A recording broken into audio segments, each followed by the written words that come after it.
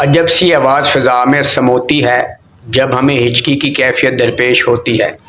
जी हाँ, हिचकी का आना जिसको हम हिकअप भी कहते हैं, it's a most common condition.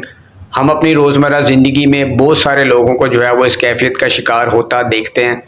तो इसमें it can affect any body, ये बड़ों को भी मुतासिर कर सकती है, बुज़ुर्गों को, मर्द, ख़वातीन, बच्चों को, यानी सभी लोगों को जो है वो ज़िंदगी में कभी ना कभी इस कैफ़ियत का सामना करना पड़ सकता है। तो आज बात करते हैं कि हिचकी या हिकअप क्या होती है और इसके पीछे क्या मैकेनिज़्म इन्वॉल्व होता है। वीडियो इंटरेस्टिंग है, आपसे रिक्वेस्ट है कि इसको एंड तक देखिएगा।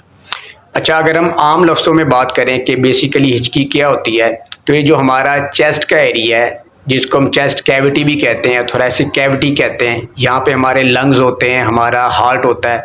इसी तरह इससे नीचे जो हमारा पेट का एरिया है जिसको हम एब्डोमिनल कैविटी कहते हैं, जहाँ पे हमारी इंटेस्टाइन्स होती हैं और इसके अलावा भी दीगर ऑर्गन्स होते हैं। जो चेस्ट है और जो एब्डोमिनल कैविटी है, इन दोनों के दरमियान एक पतला सा एक थिन डोम शेप्ड मसल होता है, यानी गुंबद की शक्ल का एक मसल होता है जो कि इन दोनों के दरमियान पार्टीशन का काम करता है। और जब हम सांस अंदर लेके जाते हैं और सांस बाहर निकालते हैं तो इसमें इस जो डोम शेप्ड मसल है इसका एक रोल होता है जिसको हम डायाफ्राम कहते हैं। तो hiccups are basically repeated involuntary spasms of diaphragm, यानी ये जो डायाफ्राम, ये जो मसल होता है, ये जब खुदकार तरीके से इसमें खिंचाव आना शुरू हो जाता है, कंट्रैक्शंस आने शुरू हो जाते हैं किसी वजह से, it contracts rapidly and we suck in air quickly, यानी जब ये तेज़ी से इसमें खिंचाव आता है, इसमें कंट्रैक्शंस आती हैं, तो हम तेज़ी से जो है वो हवा अंदर लेके जाते हैं और इस तेज़ी से अंदर जाती हवा को एक और बैंड ऑफ टिश्यू या मसल जिनको हम वोकल कॉर्ड्स कहते हैं, तो वो इस हवा को अंदर जाने से फौरी तौर पे रोकने की कोशिश करते हैं। और इन वोकल कॉर्ड्स का हमारी वॉइस प्रोडक्शन में एक इम्पॉर्टेंट रोल होता है। अब जैसे मैं बोल रहा हूँ तो मेरी आवाज़ की प्रोडक्शन में जो है वो वोकल कॉर्ड्स का एक इम्पॉर्टेंट रोल होता है। इसी तरह हमारी सांस लेने के अमल में और हमारा जो एयरवे है उसको प्रोटेक्ट करने में, ताकि वहाँ पे खुराक अंदर ना जा सके, तो इसमें जो है वोकल कॉर्ड्स का एक रोल होता है। तो ये जब वोकल कॉर्ड्स जो है वो तेज़ी से हवा अंदर जाती को रोकते हैं और इनकी क्लोजिंग होती है, तो वहाँ पे एक साउंड प्रोड्यूस होती है जिसको हम सिग्नेचर हिक साउंड कहते हैं और इसी को हम जो हिकअप या हिचकी का नाम देते हैं।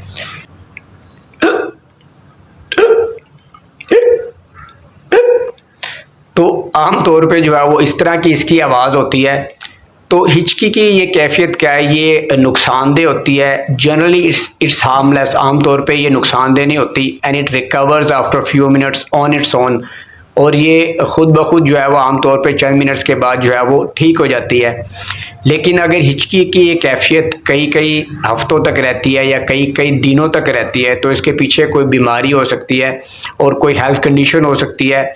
और अगर ये मुसलसल हिचकी की कैफियत कई माह तक रहती है तो इसके पीछे बाज़ दफ़ा कोई सीरियस जो है बीमारी हो सकती है। बाज़ किस्म के कैंसर्स भी होते हैं जिनमें हमें जो है वो हिचकी की सिम्टम देखने को मिलती है। अगर हम हिचकी की टाइप्स के हवाले से बात करें तो इसकी टाइप से मुराद इनका यानी टाइम ड्यूरेशन है। जैसे कि कुछ हिचकी की जो है वो टाइप्स जो हैं वो कुछ देर तक रह सकती हैं, जैसे जिनको हम ट्रांजिएंट हिकअप्स कहते हैं। इसी तरह जो हिचकी मुसलसल आती है उसको हम परसिस्टेंट हिकअप कहते हैं, और इंट्रैक्टेबल और रिकरेंट हिकअप्स भी होती हैं। अच्छा, अगर हम बात करें कि हिचकी के पीछे क्या असबाब हो सकते हैं, तो जैसे मैंने ऑलरेडी बात की थी कि ये जो हमारा डायाफ्राम है इसकी जो जब रैपिड कंट्रैक्शंस होती हैं किसी वजह से, हमारे जो डायाफ्राम को है कुछ नर्व जो है वो कंट्रोल करते हैं, जैसे वेगस नर्व है, जैसे फ्रेनिक नर्व है। जब इन नर्व्स की इरिटेशन होती है तो उसकी वजह से डायाफ्राम में रैपिड कंट्रैक्शंस आते हैं, तेज़ी से सिकुड़ाव आता है। तो इसके पीछे मेन वजह तो ये होती है। अच्छा, हमने अक्सर लोगों को कहते सुना है कि हिचकी जब आती है तो कोई हमें याद करता है। तो क्या किसी के याद करने से भी जो अब हिचकी की कैफियत का सामना करना पड़ सकता है?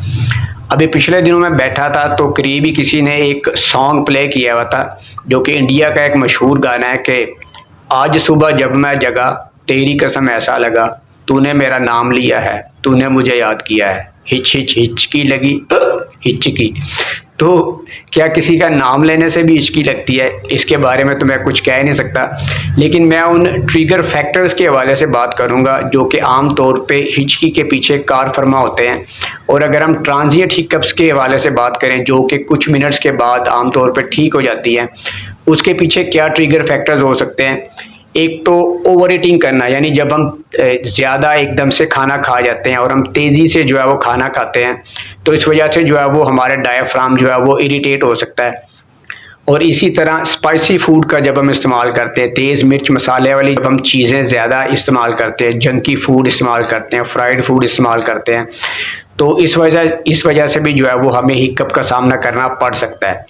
फिज़ी ड्रिंक्स, ऐसे बेवरेजेस जैसे कोल्ड ड्रिंक्स है, फिज़ी ड्रिंक्स हैं, और इसके अलावा ऐसे बेवरेजेस दैट कंटेन अल्कोहल, जिनमें के अल्कोहल होती है, तो वो भी हमें हिचकी जो है वो की कैफियत का शिकार कर सकते हैं। इसी तरह स्मोकिंग टोबैको, जो लोग स्मोकर्स होते हैं, जो टोबैको का ज़्यादा इस्तेमाल करते हैं, उनमें भी जो है वो हिचकी की कैफियत देखने को मिल सकती है। और एक कंडीशन होती है जिसको हम एरोफेजिया कहते हैं, जिसमें हम ज़्यादा एयर स्वेलो करते हैं, हमारे पेट में जो है वो ज़्यादा हवा जाती है, तो एरोफेजिया में भी जो है वो हमें हिकअप का सामना करना पड़ सकता है।